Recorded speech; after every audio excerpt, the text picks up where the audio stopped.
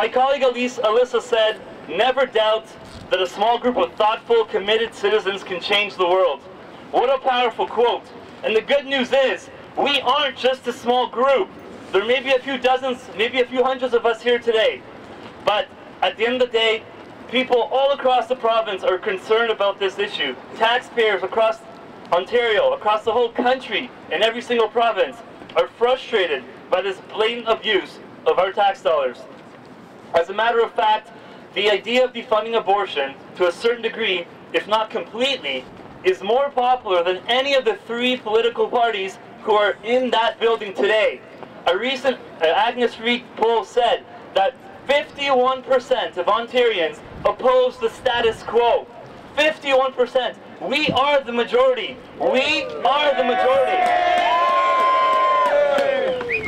The most popular party in there only has 35% support in this province. The most popular party only has 35%. So remember, guys, we are the majority. This is a growing movement, and we cannot back down. Another poll said 61% of Ontarians oppose the funding of abortion in all cases, which is a huge, huge, optimistic and hopeful message. Yeah. Can I get a woo? That's what I'm going to say every time I have to turn the page. But here's the catch. My good old friend Edmund Burke, I'm sure some of you may know him, once said that all that is necessary for triumph of evil is that good men do nothing. Now is the time to act. Now is the time to stand up for our rights as taxpayers, but most importantly, for the rights of the preborn children in the womb. Hear, hear. Abortion is a medically unnecessary procedure that kills a human being. It hurts women and is a financial drain on our healthcare system. Yes. Yes. Right on. Like I said before, we do have the support, the popular support, but we need action. We need committed citizenship. Our province, our country is killing future generations of Canadians. This can no longer keep going. This is impossible that we live in a country where we are forced to pay for the killing of unborn life. Hear, hear. Our optimism shouldn't end today. We must go back to communities, go back to our schools, workplaces, homes, and continue to bring this issue forward. I have many uncomfortable conversations at the dinner table with my family sometimes, but I do it because it needs to be said. Amen. 2 years ago, we found out by an Abacus data poll commissioned by Campaign Life Coalition that 90% of Ontarians had no idea that at least $30 million go to fund abortion every single year in this province alone. Who here knew that more than $30 million pays for abortions in this province? Like Alyssa said, for $30 million, for 30 to 50 is actually the more realistic amount, because the government doesn't disclose all stats. So we are very conservative with our numbers, but in reality, the numbers are way, way higher. For millions and millions of dollars, we can buy more, we can hire more nurses, more doctors, we can help and maintain a better sustainable healthcare system, especially care for our elderly, for grandparents, for children, kids with autism. Their parents, their families wait in line for months for treatment because the funding is not there. We need to change that. We have to bring into light what is kept in darkness.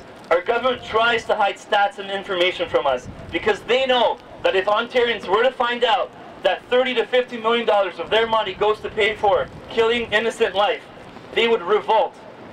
And the truth is, I think so, and I'm sure everyone here thinks so, that even if $1 is spent on killing unborn life, that is a huge problem, and we need to change that. I love my commentator here, it's great. You don't hear the things he whispers into my ear, but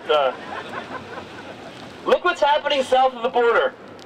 When the U.S. Department of Health and Human Services issued the HHS mandate, forcing all employers to provide health plans, religious institutions, concerned business owners created an uproar because their health insurance plans had to cover abortifacients, they had to cover contraception.